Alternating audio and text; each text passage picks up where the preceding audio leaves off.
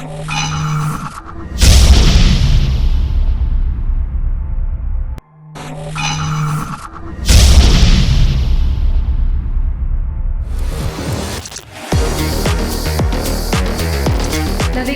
regional cybersecurity compliance and overcoming international barriers. And for this, I would like to request our moderator, Mr. Ankit Sharma, Senior Director and Head Solution Engineering Cyber, to kindly come on stage.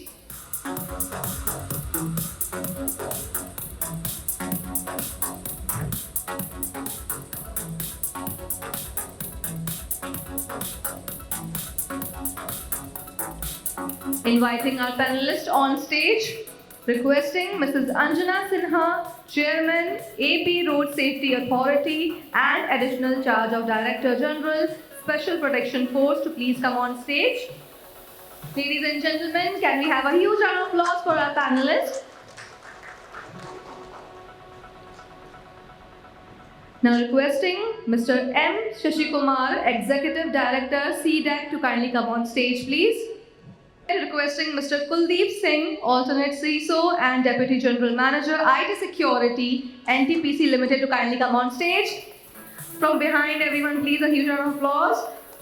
Next, we have Mr. Suresh Chandra, Senior Director, STQC Directorate, METI, Government of India, to kindly come on stage.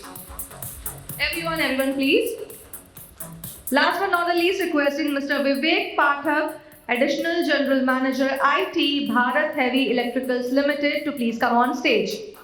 So, ladies and gentlemen, these are our panelists. Once again, repeating the topic, it will be on navigating regional cybersecurity compliance and overcoming international barriers. Over to you, Ankit sir.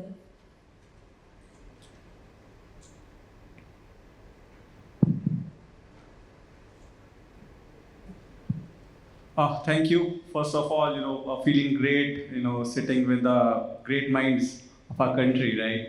So obviously the topic is something which is close to my heart as well. The compliances and the cross-border issues and how our government is actually tackling it, right, in our government organizations. So I can't expect a better panel than this to, answer these kind of questions.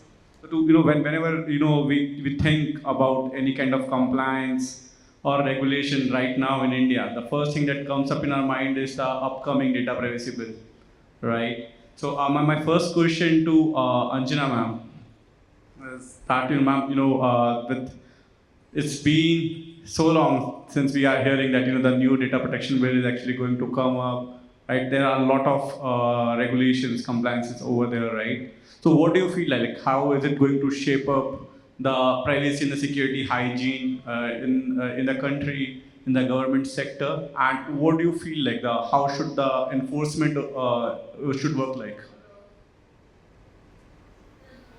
Should work like enforcement agencies.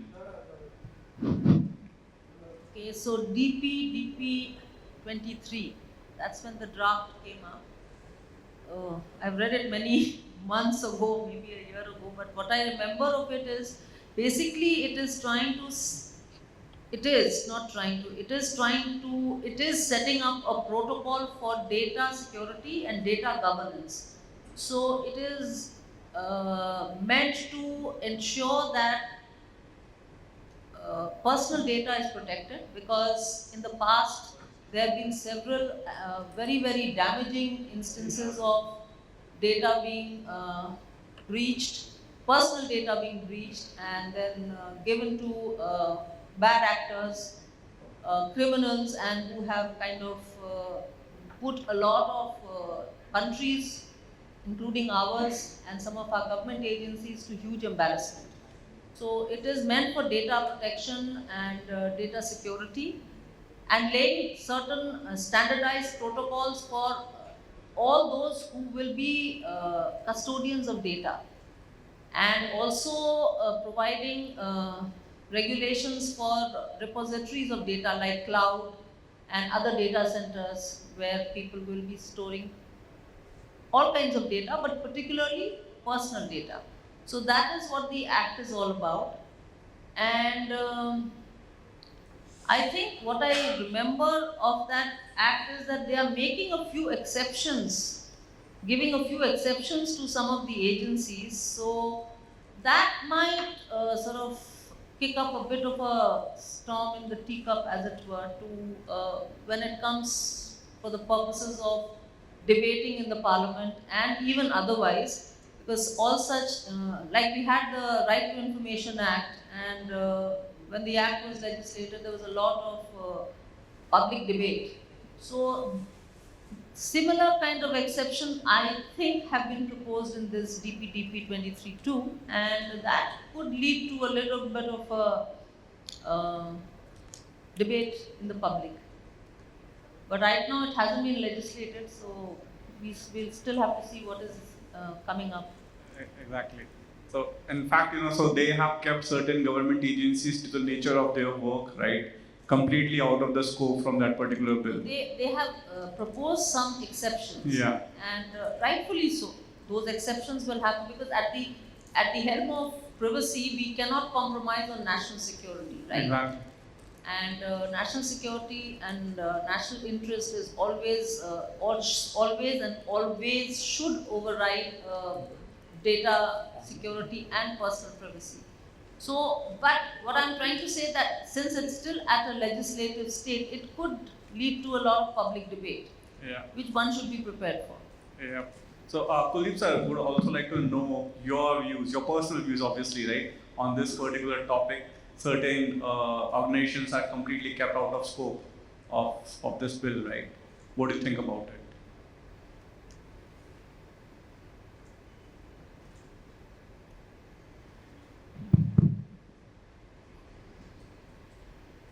Yeah, thanks Ankit for the question. And actually, in DPDP, basically, see what is happening that India had to come with a certain regulation on this point. It has already become an act now, and only the rules are there that are yet to come, basically. So they can come anytime soon, I think. The point is that whenever we are dealing with data privacy, generally it is about the citizens. Number one, when we are talking about privacy, it will generally be a trade-off against the rights of the state, right? That is always going to happen. So a balance is always necessary.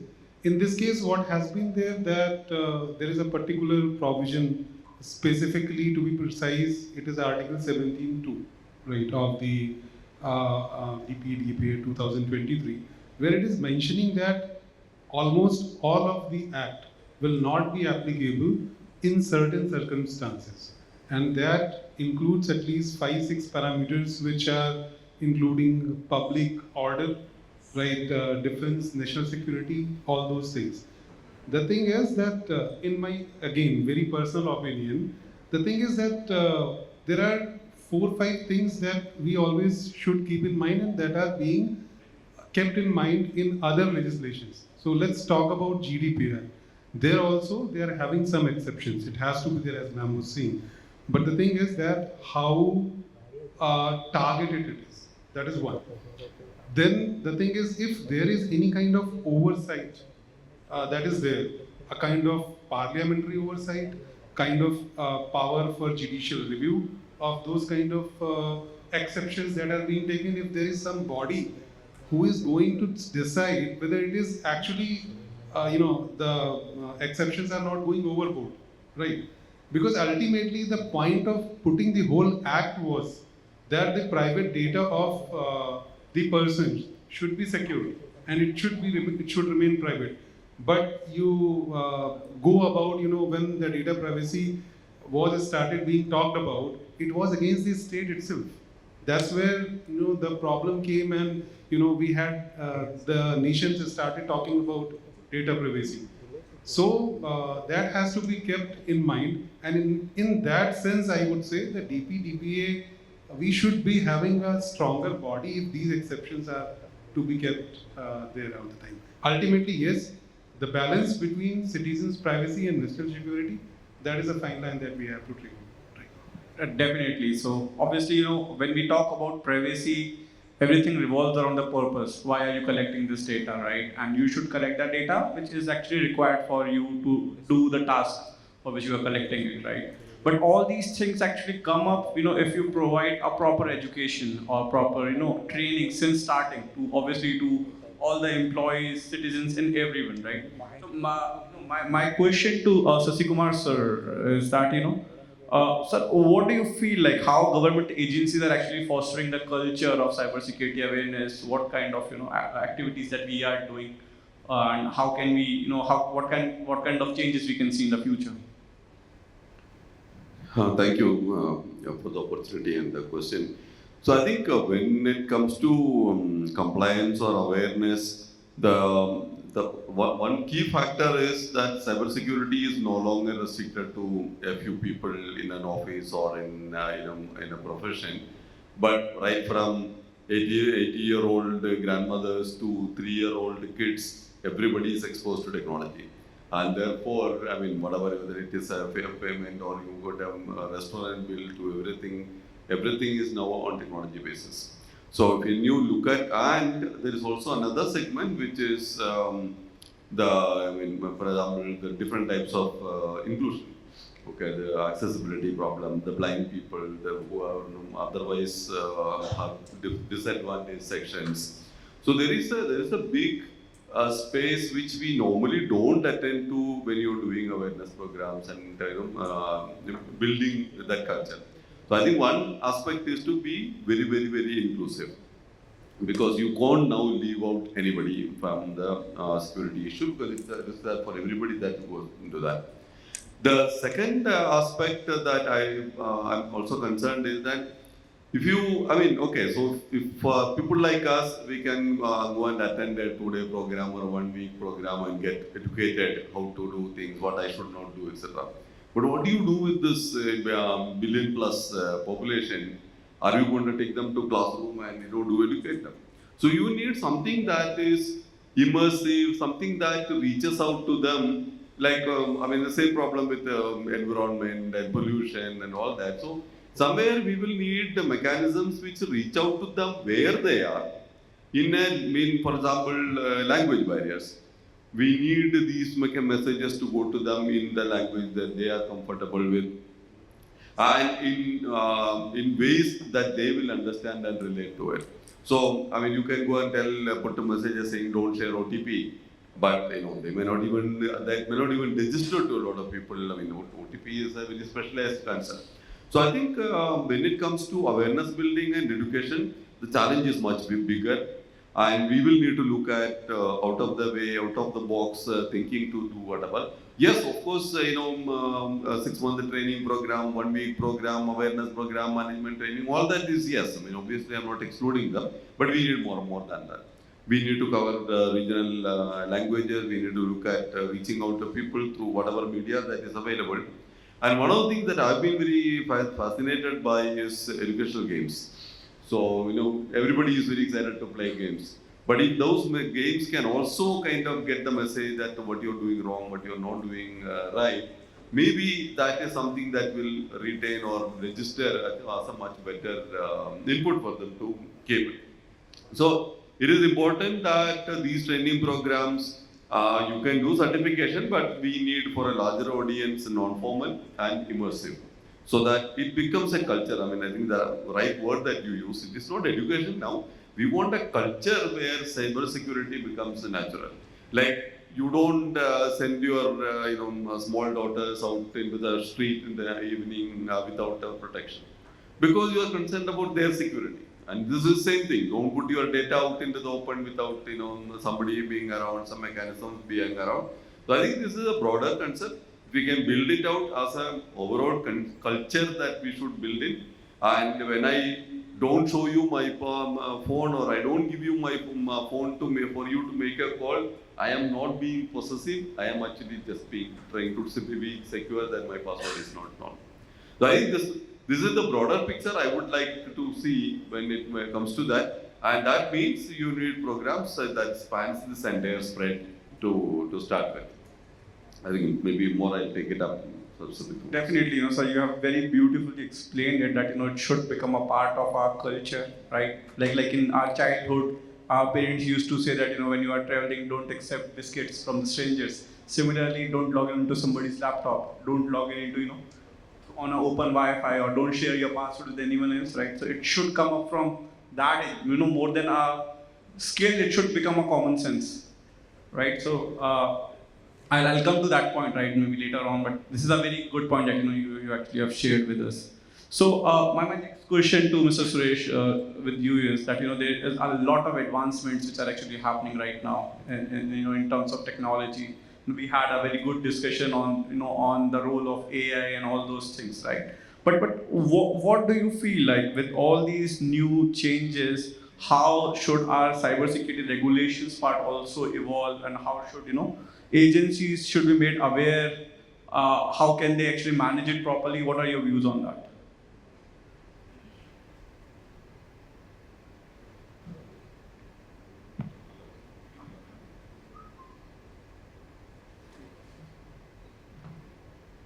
Hello, hello. Basically, I was just listening the previous discussion, and there it was like we can't stop the change. Change will always happen, and with the changes, compliance requirement and the requirement with related to the uses is also very critical and important. Basically, dealing with all these changes, the important aspect is these changes are there, whether we are prepared for those changes. And for that, it is better that to see that what other countries they are doing for those changes and for those technical changes, whatever happening and what to be happened. The best way is there are various standards world over, they are followed for many of the things. So whether it is the cybersecurity aspect, whether it is the aspect related to the AI or any other area, whatever you can talk. Earlier we were talking about this data privacy, so in data privacy also, there are various standards. Being the part of Ministry of Electronics IT, STPC is one of the attached office of it. There we always follow what is available world over. And there are many standards like ISO, IC, IEEE, and various other standards, like we are adopting some of the standards locally here in India. For that purpose, we have to see what is the risk area, and according to the risk, you can identify the countermeasures, what countermeasures are possible. So in any area, like if I am talking of the new technological changes, like we were talking in earlier discussion about the AI. So in AI, we have to see how we can overcome the various challenges. So those challenges, they can divide it according to the uses. So like I am taking the example of AI only. So there, for example, somebody is developing the software for the AI. Somebody is developing the product for the AI. So that means I have to see those challenges at industry level, at manufacturing level. So whether there is a risk related to the development of the software or product at manufacturing stage. So there are some controls which are required to be implemented at that level. And then there are some controls which are required at product level also, like you are having AI solutions. So what is required at AI solutions so that nobody can compromise it, nobody can attack it, nobody can take out the data. So all those things are available, and for all those changes, practices are there, and if we are following all those practices, starting from beginning, like from requirement stage to the final stage of the product, then we can overcome all these issues, and then whatever product will come out, that will be usable to normal user. Perfect. Thank you, sir. So my next question to you, Mr. Pathak, right? So you guys work a lot with the international agencies and maybe some big vendors outside India and everything, right? So there would obviously be a lot of time, because in fact in our latest privacy data protection bill as well, we are talking about data localization due to data sovereignty and things like that, right? So how do you actually manage these kind of cross-border compliances, and what kind of contracting actually work over there, right? So I really would like to know more on those things, like how do you address these issues? See, as you know that PHL is working internationally on various projects. We are working with the African countries. We are even working with projects in South America. So the issue of data protection is always there. So what we have done, as Sir from HQC has told, that first we have a global framework. That is, we have the ISO 27001 in place. So we have a global framework. Now, considering we are working with various agencies across various nations, so we will also have to see, we also see with respect to the regional frameworks. Like in Europe, you have the GDPR, and then in Brazil, you have the LGPD Act is there. So for cross-border data transfers, we give specialized trainings to the employees who are working there, and the data which is getting transferred from BHEL, which is based in India, to our sites which are based at other countries, we take special care that the data sovereignty, the data localization rules and regulations are followed. So, for example, we have very critical data from defense, because we are doing defense projects. So, with respect to defense projects, we know that with respect to the data sovereignty, the data has to reside in India. So that care is taken that this sensitive data, even though we are doing a power project for some other country, the data with respect to India should not get transferred across the border. Similarly, with respect to the data localization, we have offices in Europe, so we take care of the GDPR norms, because GDPR enforces strict norms with respect to data which gets transferred from Europe to some other countries. So for that, the clients with which we are working in Europe, they put some special standard contract clauses. So that training we give to our employees, that what type of data can be transferred from Europe to BHL's office at India.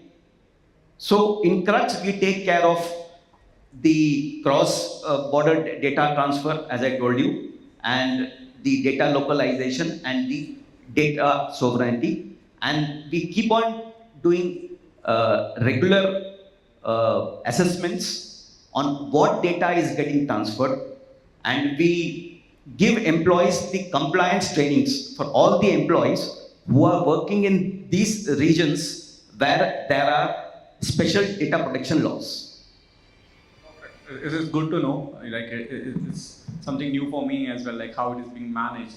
So, but when we actually talk about the cross-border data transfer and anything, right? So one thing always comes, at least in my mind, is nowadays anybody's problem is becoming everybody's problem, right? The thing is, like with all these geopolitical issues happening everywhere, right? So my question to you, Kuldeep sir, is that you are taking care of one of the critical infrastructure of the country, right? And I know because of there are a lot of geopolitical issues happening, especially in the Middle Eastern side or in the Eastern Europe.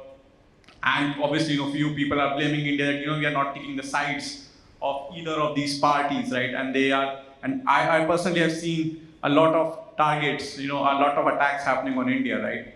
So how you guys are actually tackling it, and do you guys keep a close eye on these state-sponsored campaigns and everything? Yeah, that's very true. In fact, I mean, state-sponsored actors that the attacks basically are the outcome of geopolitical tensions most of the times, right? we have not so friendly neighbors anyway, right? And the kind of discussion was happening in the morning when Lieutenant General Pant was talking about various hotspots across the world, right? So there you will also find some sympathizers, right? I mean, somebody sitting in Iran is supporting someone, right? They have something against India. That kind of thing happens. And then I'll just take one example. Last G20 summit, uh, India has faced, I think, around 1 lakh attacks in a single day on the portal that was for G20.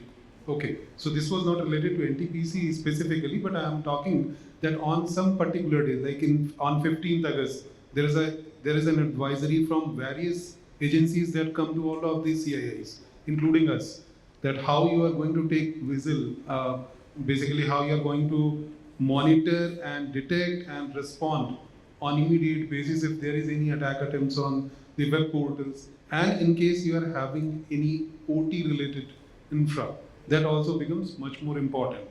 So yeah, I mean that is there. Then what you were saying, so there are different kind of responses. First of all, from the organizational perspective, we'll have to take care of the TTPs. Okay, so what kind of actors are there? What are their tactics? How exactly and what particular sectors they are trying to target? I would like to tell you about different programs that government is also maintaining, like NCCC, National Cyber Coordination Center.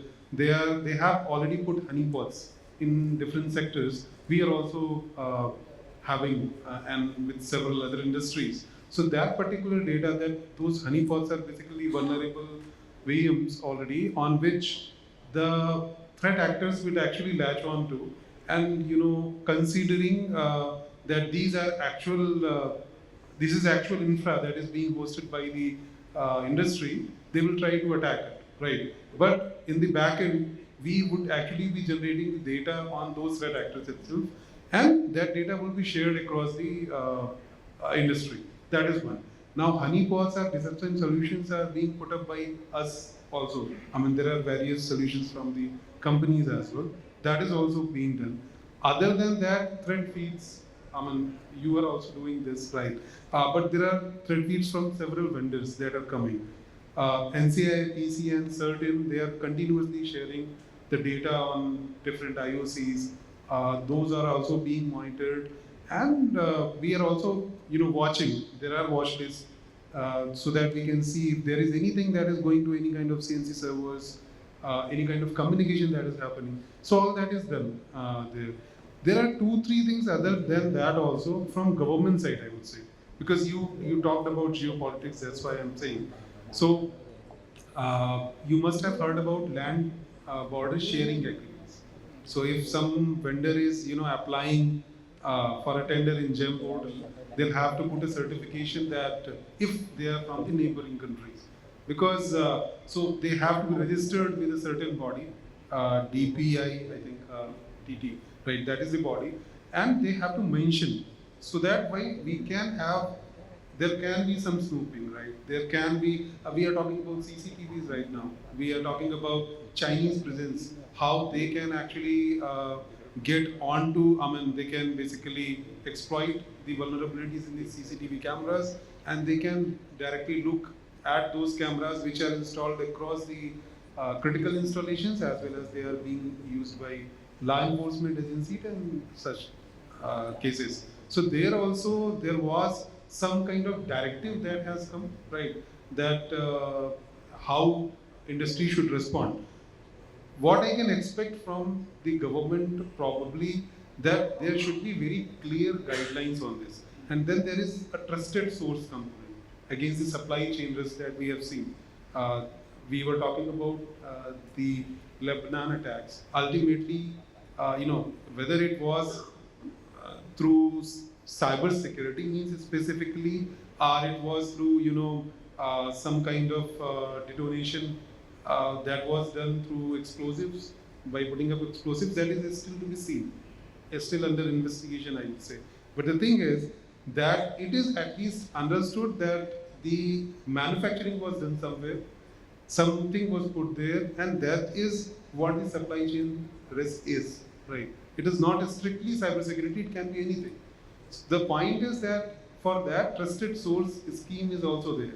We are talking about it in power sector also, in cybersecurity regulations and cybersecurity guidelines that were issued in 2021. This was talked about. But the thing is that we are fervently looking for a proper agency, the kind of capacity building agencies that can do this for us, right? As of now, I mean, STQC is one of the agencies, CDAC is another, some of the laboratories are there that are doing some job. But we have to build a very high level.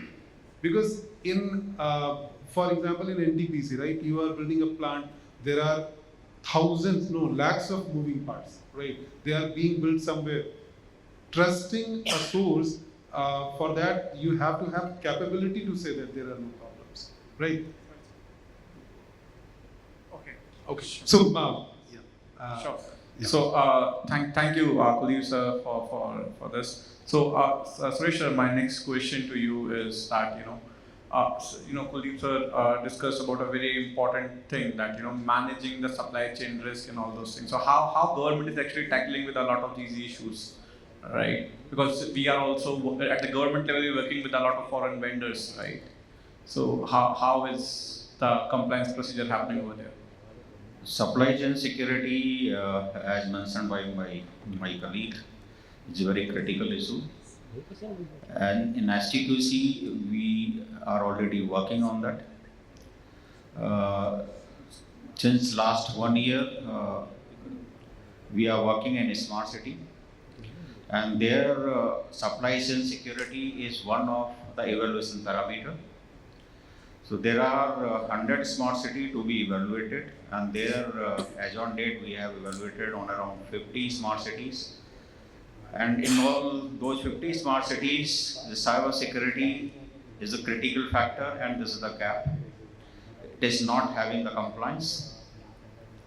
Broadly, it is because of the device, camera, and some other devices, which are majorly from border sharing country. Recently, you may have heard about one of the gadget notification from Ministry of Electronics and IT. It was related to the camera.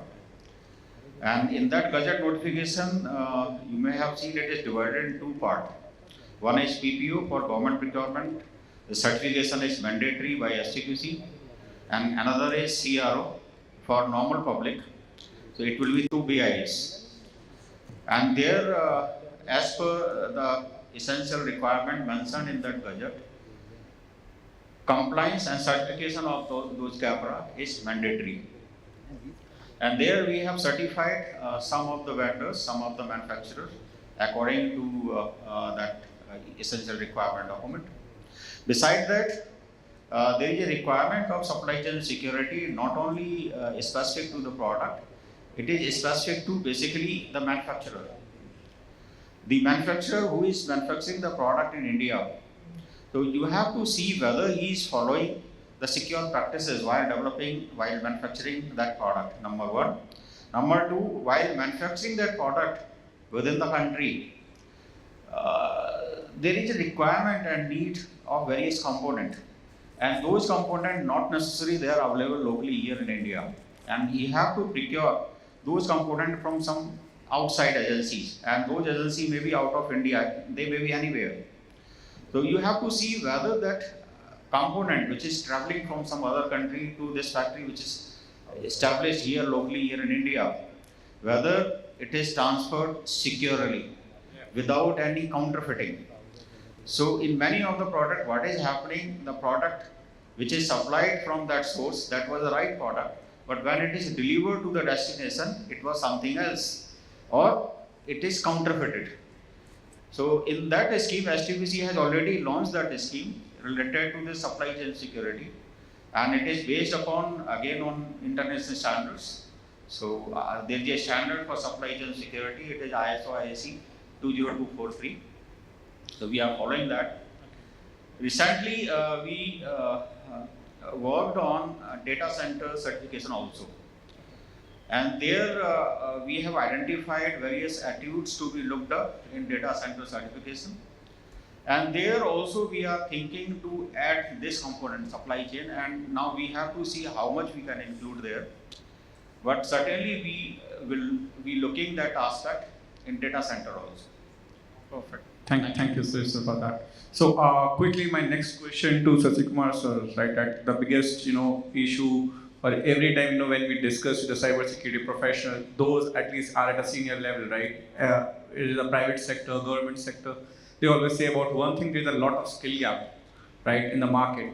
So now CDEC, where some of the sharpest minds in the country are working over there. How do you guys manage that? Like for the skill gap, do you internally train, or what happens over there? Yes, I think cybersecurity skills is a key problem. Within CDAC, we have some training programs. There's a 6-month diploma program focused on cybersecurity, but that is catering to a very small segment of what is possibly required. I think we also, I think there are modules now in all the engineering curriculum on various aspects of cybersecurity, network security, web security. So these are all being done. Secure application development. This is also, but these are all, again, the problem is they're all textbook subjects being taught by, at a textbook level. So on the ground, when you actually want to build application, how many people actually can bring in the security concerns in the coding, in the testing, in the in the delivery are major challenges. So we will need to look at how do we bridge that gap. I don't think there is any magic wand solution that this will do. But one is the increased awareness. Second is we do when people work with us, we need to tell them. We have people working in the area of secure software development, for example, and web application securities and things like those kind of things. So, and then you look at the current things like blockchain. So, a lot of people think that you just use blockchain and everything will be secure. So, like AI, it is another buzzword. Okay, there is a lot of hype that is getting created around it. But going into the hype, understanding what is to be done where is very important. So there is a lot of ground where we need to do. I think there are some institutions are actually doing a full 4-year engineering course focused on security. I don't know it's plus and minus. So we need building across the level, right from schools. As I said, that's a very vulnerable population because they are now relying on phones and laptops and computers, and even schools are giving assignments based on that. You take a printout of this, you do this, and all that. So at least understanding the challenges at that level, from school level to the higher education to professional level, as well as to a wider segment. I think there is so that part I already covered in terms of awareness. But in this space, school, college, and higher education levels, we need specific programs at broader awareness level as well as core technology competence like data exfiltration and all the secure modules and all that. We'll need to build that. That is still a gap. Perfect. So Anjana ma'am, so do you also want to add, because you have also worked at the regional level, the regional law enforcement agencies and all over there. There's a lot of skill problem because they are also new to all these things. So how government is actually tackling with that? I actually, in fact, I had a question to Bhel gentleman. See, I think as whatever we are cybersecurity enforcers, protectors, professionals, I think we all know that there is data breach happening. That is why DPDP 23 has been legislated, but it has not been brought out because again the kind of uproar it may have, or they have not been able to formulate the rules and all that. So I think it's time that organizations like, this is a suggestion again I have, organizations like certain, then NPIICP, there is no one, NCIIP, PC organization which takes care of information of the infrastructure, critical infrastructure, then CDAC, these organizations should do what is called an annual data breach investigation. Because see, whenever there's something happening, we report to certain, or we report to this organization, this NCIIPC, at least the documentation that so many data breaches have happened in, let's say, in an atomic institution or in a space organization. Because now what's happening is that we do not know even what data breaches are happening. Or it is a standalone thing and it is just kind of, there's a response to it, there's a reaction to it, you go and sort of rectify the data breach and then life goes on. But if there's some way of having a data breach investigating report, which is also available, if not in the public domain, at least to the law enforcement agencies, which is codified, then at least that will give us, the community of people who work in this area, at least that reflective idea as to how to take data breaches forward, or what is the trend and what could be happening.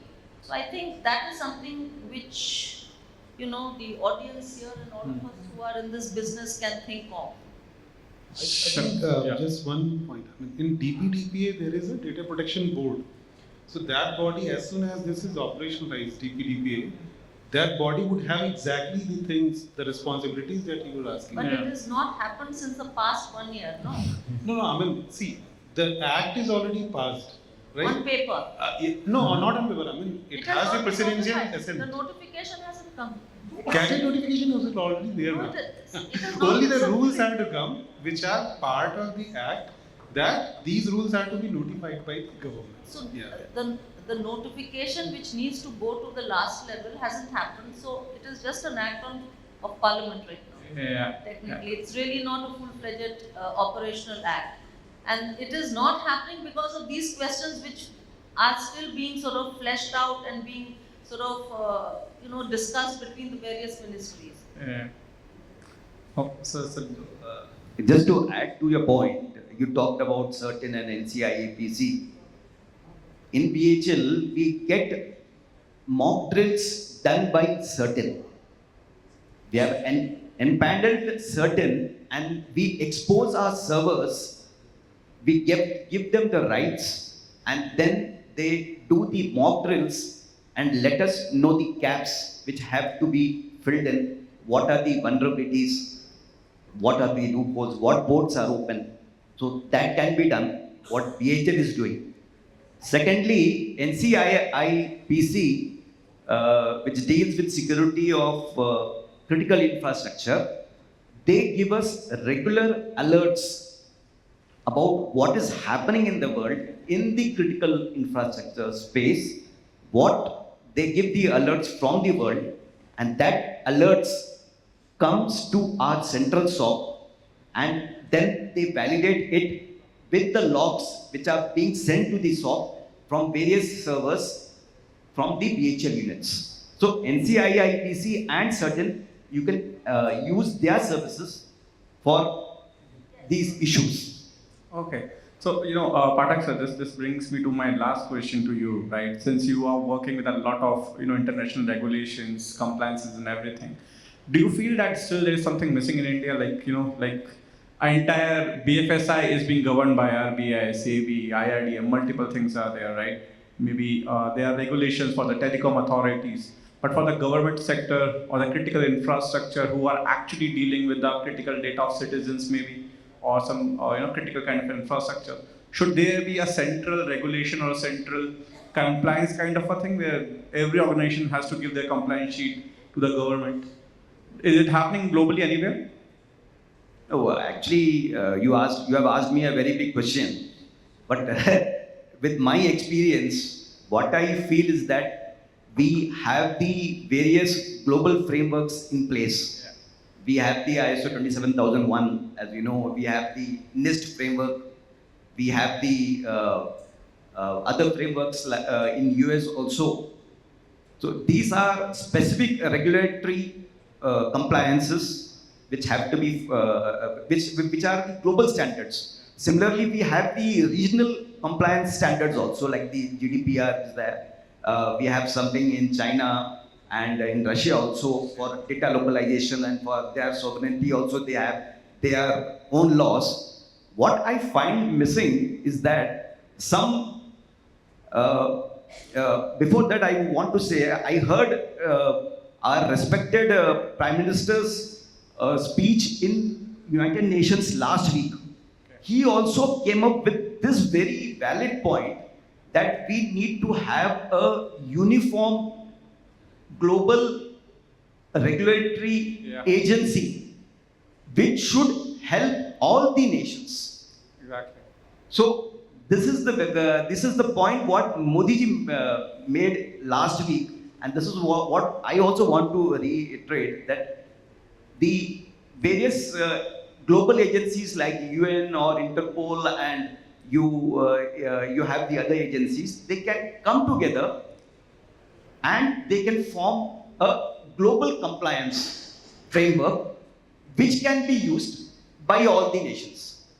So all these issues of data localization, data sovereignty, cross-border data transfer, you have various policies for cross-border data transfers. So all this will be abolished if we have a global compliance framework, which even our respected Prime Minister stressed last week in his speech at the UN.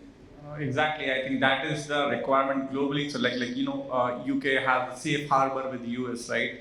So every country, right, they don't need localization. What they need is, to any country, if they are transferring their data, the security should be adequate. And every country has their own definition of adequate. But thank you, thank you for sharing all your views with us, right? What we can say is that, there are a lot of compliances, a lot of regulations, but if the enforcement is not there, these are just some, English written on paper, right? So I just hope that, we move in the right direction and secure our country in a better way. But thank you all for, giving us your insights. Thank you so much. By the way, any questions, anyone? It was a very interesting topic. You want to ask anything to this panel? Any questions anywhere? Yeah, please. Can you wait, sir?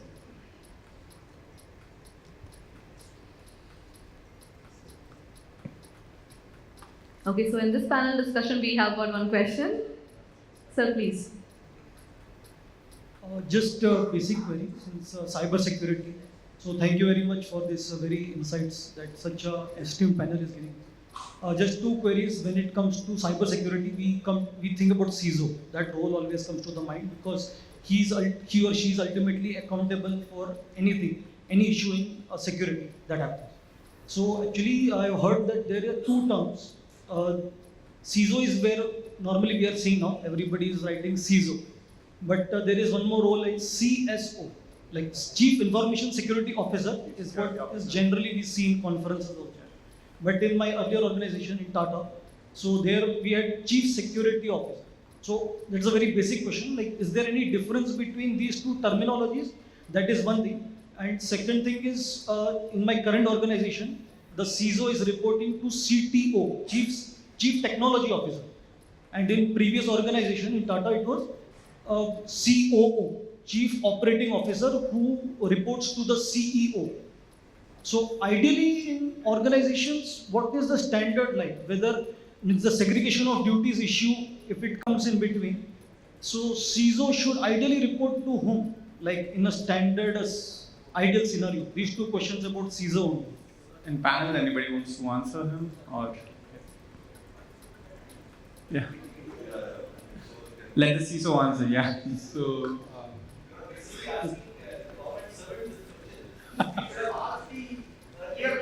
yeah.